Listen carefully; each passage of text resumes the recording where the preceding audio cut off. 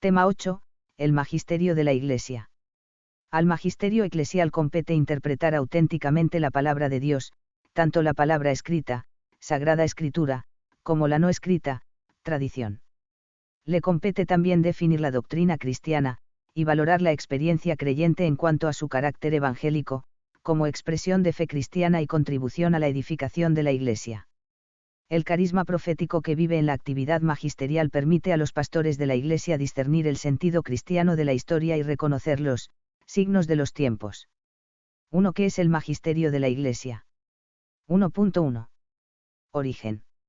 La tarea de enseñar que la Iglesia ejerce por voluntad de Jesús deriva de uno de los tres oficios del Señor que, según la Sagrada Escritura y la teología cristiana, es profeta, rey y sacerdote. Estos tres oficios se reflejan directamente en la actividad de la Iglesia, que ejerce una función docente, una función pastoral y una función sacerdotal, triplex munus. La primera se desarrolla en la exposición e interpretación de la doctrina, la segunda se desarrolla en el gobierno espiritual de los fieles, y la tercera se ejerce en el culto. 1.2. Definición. El magisterio doctrinal es el ejercicio de la función docente que la Iglesia tiene encomendada. Puede definirse como la actividad de enseñanza y custodia, que los titulares de la autoridad de la Iglesia realizan en ella sobre el depósito de la fe y su desarrollo a lo largo del tiempo. La enseñanza y protección de la fe recibida es para la Sagrada Escritura una actividad esencial en la Iglesia de Jesucristo. Me ha sido dado todo poder en el cielo y en la tierra. Id y haced discípulos a todas las gentes, bautizándolas en el nombre del Padre, del Hijo y del Espíritu Santo, y enseñándoles a guardar todo lo que os he mandado. Mt. 28, 18-20. La misión que Jesús confía a sus apóstoles y discípulos incluye claramente la función de enseñar. 1.3. Testimonios del magisterio en la tradición.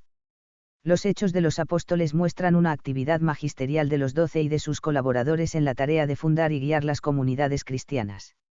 El libro se refiere concretamente a la doctrina de los apóstoles, HCH 2, 42, como uno de los elementos fundamentales en la vida de los cristianos. El Concilio de Jerusalén, C15, suministra un nuevo testimonio de que, en la Iglesia de los Orígenes, los apóstoles ejercían una autoridad propia para resolver cuestiones de doctrina y disciplina. Los siglos II y III abundan en datos sobre el hecho de la sucesión apostólica, como criterio para establecer la verdadera doctrina de Jesús. Hay una estrecha conexión entre el ministerio pastoral y la buena nueva evangélica. 1.4. Carisma del Espíritu Santo. El Espíritu Santo asiste a los titulares del magisterio doctrinal y mantiene así a la Iglesia en la fe verdadera y la protege de cualquier desviación. Este carisma de enseñar con autoridad y sin error es un don de toda la Iglesia, pero se halla particularmente presente en los apóstoles y sus sucesores, es decir, en el colegio apostólico presidido por Pedro, y luego en el colegio episcopal, cuya cabeza es el romano pontífice.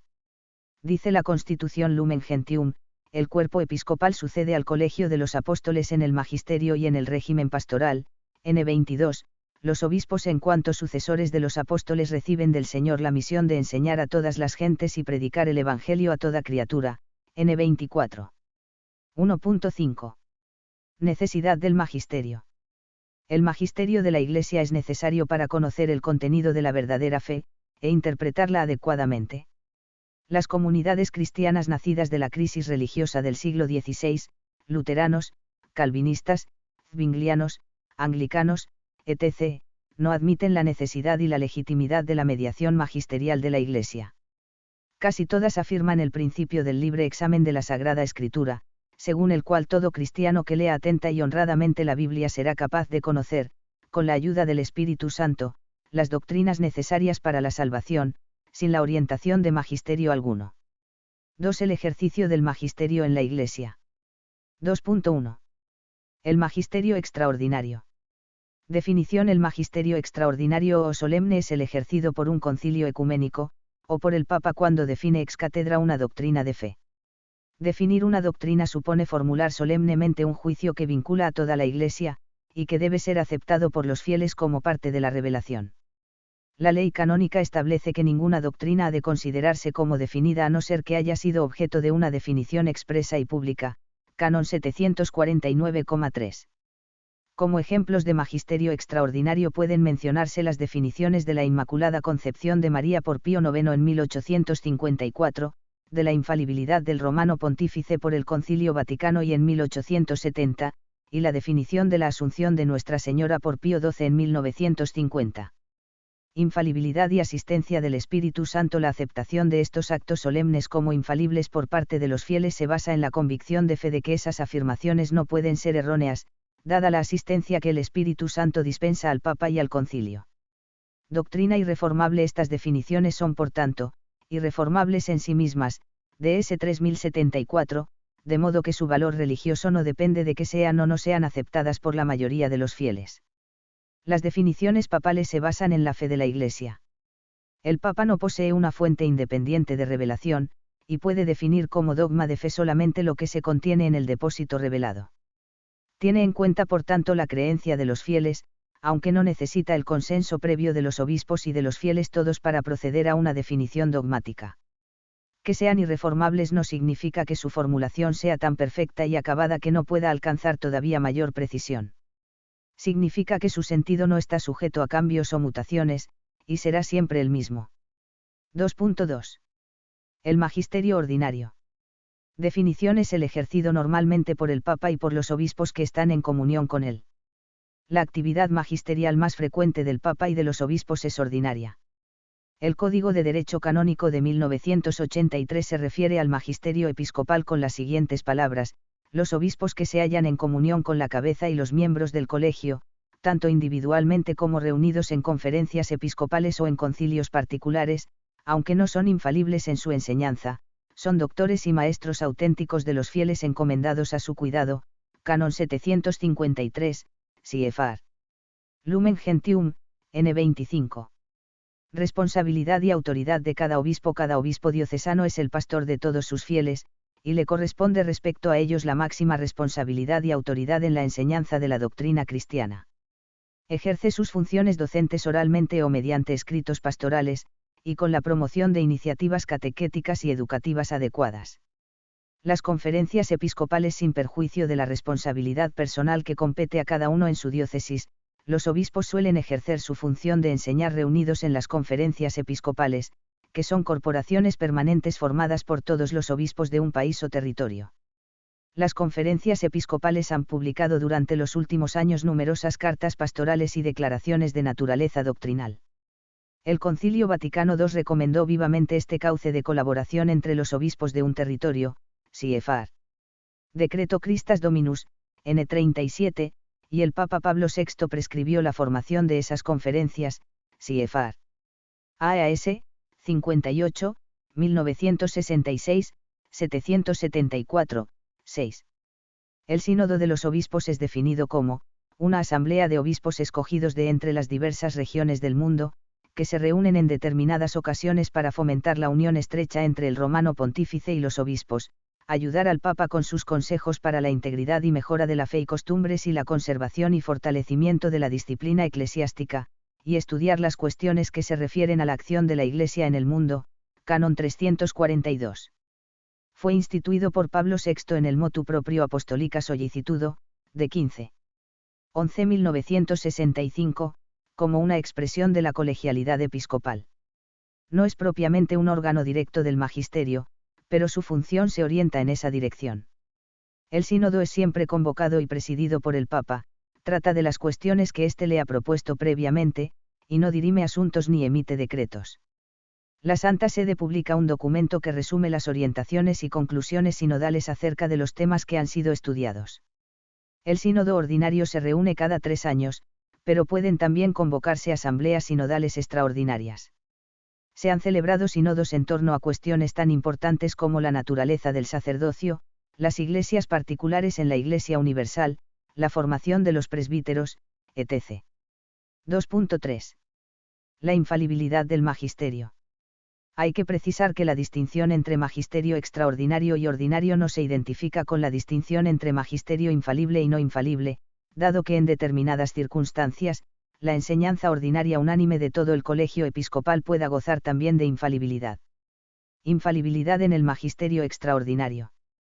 El magisterio extraordinario goza del carisma de la infalibilidad. Es decir, en toda enseñanza solemne de la Iglesia, concilio y formulaciones ex cátedra del Romano Pontífice, no hay error posible en materia de fe. Infalibilidad en el magisterio ordinario. Aunque tanto el Papa como los obispos individuales no hablan infaliblemente en el ejercicio ordinario de su función docente, existen sin embargo condiciones bajo las que el magisterio ordinario del colegio episcopal puede gozar del carisma de la infalibilidad.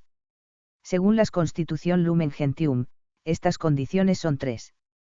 Que los obispos mantengan el vínculo de unidad entre sí y con el Romano Pontífice, que hablen autorizadamente sobre una verdad de fe o de moral, que convengan todos en un solo punto de vista como el único que deba mantenerse de modo definitivo, CFR 25.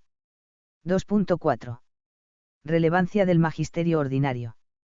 Reviste gran importancia para entender bien el sentido del magisterio eclesiástico tener en cuenta que su ejercicio normal y habitual está constituido por el magisterio ordinario. La discusión teológica de los últimos años se ha centrado excesivamente en el magisterio infalible y su alcance.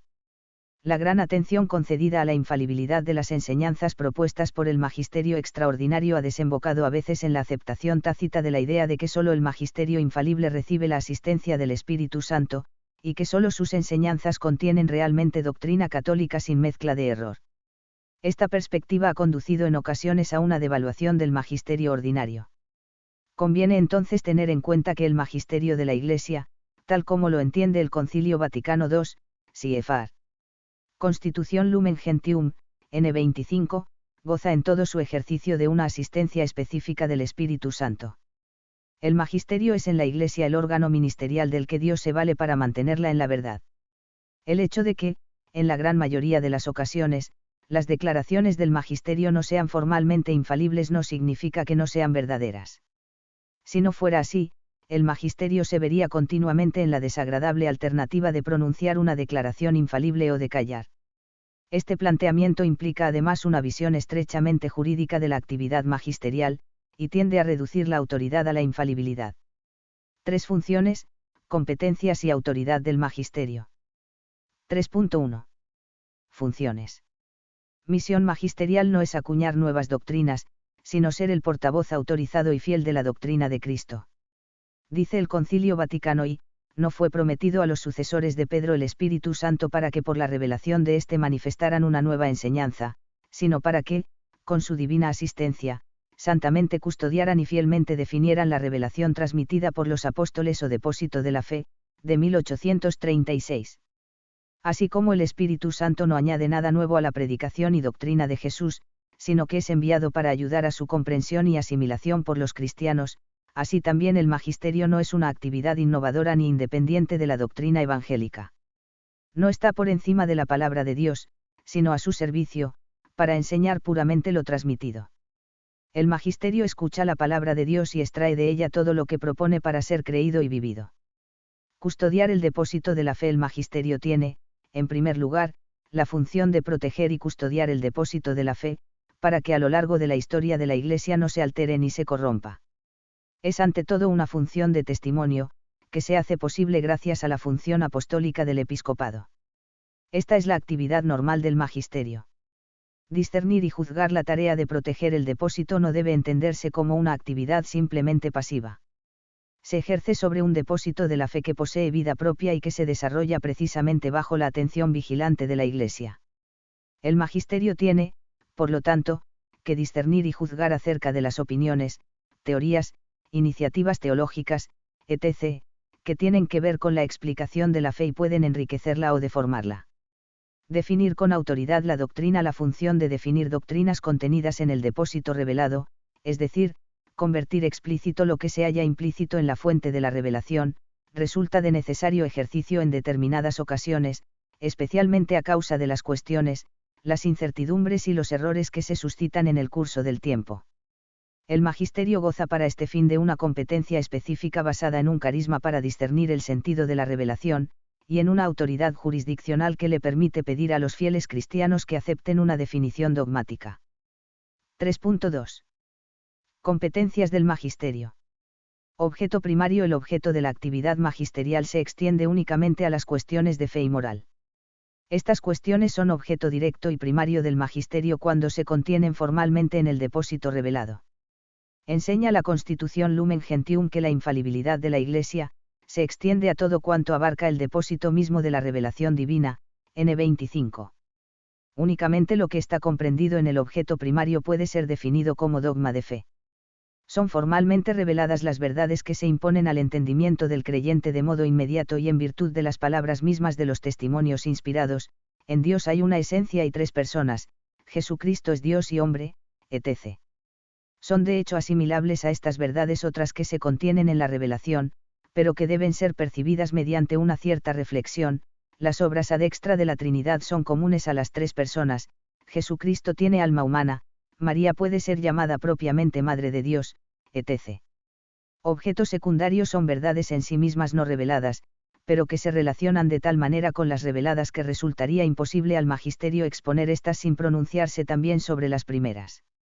Estas verdades conexas pueden no pertenecer a la revelación pero son necesarias para protegerla.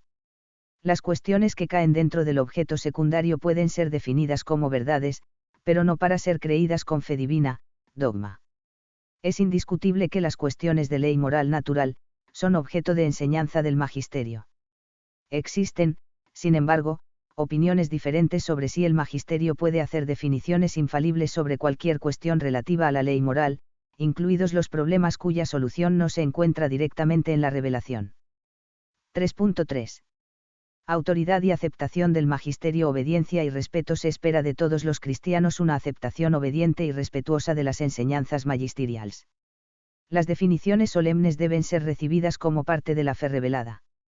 Y, en general, las enseñanzas papales y episcopales que constituyen el magisterio ordinario deben recibirse con una actitud de respeto y docilidad interior. Dice la Constitución Lumen Gentium: los obispos, cuando enseñan en comunión con el romano pontífice, deben ser respetados por todos como testigos de verdad divina y católica.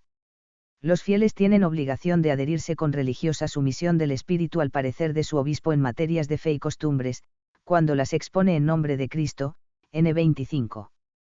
Autoridad especial del magisterio del romano pontífice. La adhesión de la voluntad y del entendimiento se debe especialmente al magisterio del romano pontífice, aunque no hable ex cátedra. El Papa ejerce su actividad ordinaria de enseñar mediante encíclicas, exhortaciones apostólicas, cartas, discursos y otros documentos e intervenciones dirigidos a toda la Iglesia. Para calibrar la importancia de un documento magisterial y el grado de vinculación que exige, han de tenerse en cuenta su naturaleza, la insistencia con que se proponga una misma doctrina, y las fórmulas y expresiones que use para enseñarla y recomendarla. CFR. Lumen Gentium, n.25. Valoraciones y calificaciones teológicas. Las decisiones del magisterio doctrinal que se han producido a lo largo del tiempo, suelen incluir a veces valoraciones o calificaciones teológicas de las opiniones o doctrinas aclaradas. Es muy frecuente que estas valoraciones designen el grado de certeza con el que determinadas enseñanzas de la Iglesia puedan o deban ser recibidas. Se considera que una doctrina es de fe divina, de fide divina, si forma parte explícita, o por inclusión, de la revelación, es de fe divina y católica, de fide divina et católica, si es además propuesta por el magisterio como verdad que debe ser creída, es próxima a la fe, fidei proximum, si es considerada como revelada por la opinión concorde de los teólogos. Las doctrinas no contenidas formalmente en la revelación pero unidas estrechamente con ella, y presentadas así por el magisterio, se denominan verdades de fe de la Iglesia, de fide ecclesiastica. El magisterio de las últimas décadas ha abandonado prácticamente este modo de calificar las doctrinas y el valor teológico se mide por criterios internos de los propios documentos. 4. Magisterio y teología. Eclesialidad de la teología. El decisivo papel que la teología desempeña en la vida de la Iglesia hace que los teólogos deban mantener una estrecha relación con el magisterio. La eclesialidad de la teología y su honda conexión con la fe explican la vinculación de aquella con la Iglesia y con su magisterio. Este no es una instancia ajena a la teología, sino intrínseca a ella. Si el teólogo es ante todo y radicalmente un creyente, y si su fe cristiana es fe en la Iglesia, su labor habrá de permanecer vinculada a la fe eclesial. Funciones distintas. Magisterio y teología desempeñan funciones y usan medios que son diferentes. La teología trata de investigar del modo más completo posible las verdades cristianas, dar a conocer a toda la comunidad eclesial los frutos de sus trabajos, y colaborar en la tarea de difundir y defender la doctrina que el magisterio enseña en base a su autoridad. El magisterio de la Iglesia es una instancia de carácter carismático, en la que predomina el testimonio autorizado de las verdades de la revelación y del modo de formularlas. Mutua necesidad y complementariedad. La teología necesita del magisterio para orientar su trabajo y protegerlo de posibles desviaciones. El magisterio necesita de la teología para que las enseñanzas magisteriales adquieran forma orgánica y sistemática, y puedan ser respuesta a los interrogantes legítimos que formulan los fieles cristianos y todos los hombres que entran en contacto intelectual con la Iglesia. Ambas funciones se complementan.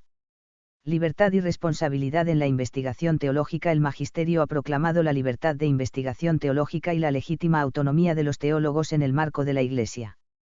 La creatividad, libertad y capacidad de iniciativa teológicas no se presentan, sin embargo, en confrontación dialéctica con la fe de la Iglesia y la actividad magisterial, sino en una relación convergente e integradora. La responsabilidad hacia la Iglesia toda y la naturaleza de la tarea que tiene encomendada, hacen que la libertad de expresión e investigación del teólogo no sea un derecho absoluto.